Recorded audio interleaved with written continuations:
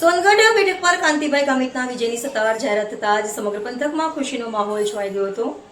ભાજપના હોદ્દેદારો, કાર્યકરો અને સમર્થકો મોટી સંખ્યામાં ઉમટી પડ્યા હતા. પરંપરાગત આદિવાસી વાજિંત્રોના તાલે ઝૂમીને ફટાકડા ફોડીને અને મોં મીઠા કરાવીને ભવ્ય જીતની ઉજવણી કરવામાં આવી હતી. સુમૂલ ડેરી ચૂંટણીમાં સોનગઢ બેઠક પર કાંતિભાઈ ગામિતનો જંગી વિજય. તાપી જિલ્લાના સોનગઢ બેઠક પર યોજાયેલી સુમૂલ ડેરીની ચૂંટણીમાં ભારતીય જનતા પાર્ટીના પૂર્વ મંત્રી કાંતિભાઈ ગામિતે જંગી બહુમતી સાથે વિજય મેળવ્યો છે. કુલ 176 મતમાંથી 139 મત પ્રાપ્ત કરીને તેમણે સતત બીજી વખત સુમૂલ ડેરીના ડાયરેક્ટર તરીકે વિજય નોંધાવ્યો છે.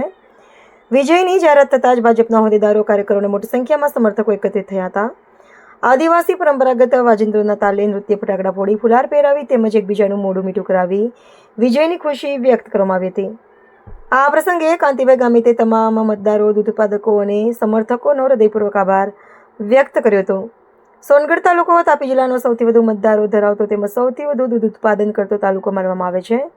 દૂધ ઉત્પાદકો અને પશુપાલકોના હિત માટે કાંતિભાઈ ગામિત દ્વારા અગાઉ કરવામાં આવેલા વિવિધ પ્રયાસો અને વિકાસલક્ષી કામગીરીને કારણે તેમને આ ભવ્ય જન સમર્થન મળ્યું હોવાનું સમર્થકોમાં ચર્ચાઈ રહ્યું છે. વિજય બાદ કાંતિભાઈ ગામિતે જણાવ્યું હતું કે આવનારા સમયમાં પણ સોનગઢ તાલુકાના પશુપાલકો અને દૂધ ઉત્પાદનના હિત માટે સતત પ્રયત્નશીલ રહી તેમના પ્રશ્નોના નિરાકરણ માટે કાર્ય કરવામાં આવશે.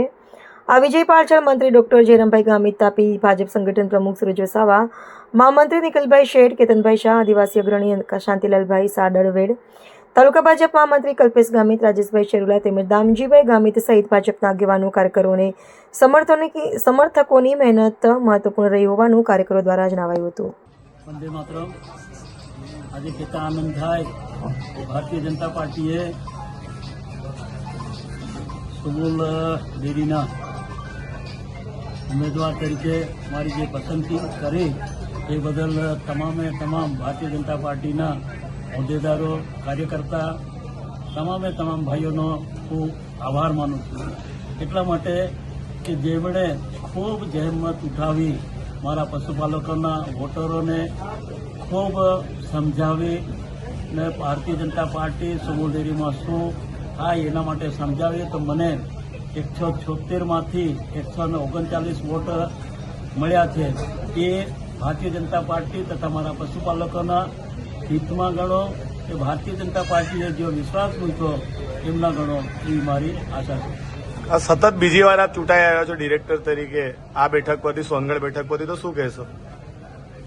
કહેતા એ પણ આનંદ થાય કે સર, અગાડીના વખાવમાં સોનગઢ તાલુકાનો સમગ્ર દૂધ 170 કિલોમીટર હતું. જ્યારે હું આ 5 વર્ષમાં આવ્યો ત્યારે 270 લીટર દૂધ એક મહિનાનું થતું હતું.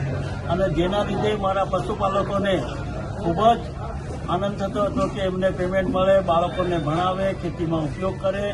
કોઈ પશુપાલકો ખૂબ મોટી સંખ્યામાં પશુપાલકો બન્યા અને પશુપાલકોથી જીવન નિર્વાહ આદિવાસીઓનો ખૂબ સારી રીતે થાય છે.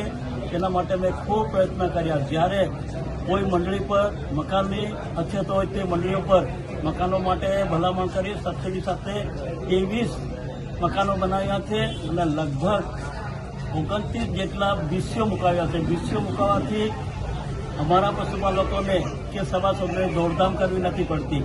એ ડેરી પર જ દૂધ નાખે અને એ દૂધનું ત્યાં જ ઠંડુ થાય. તેના કારણે ભાવમાં પણ ફેર પડે અને સભાસદને પેમેન્ટમાં પણ ફેર પડે.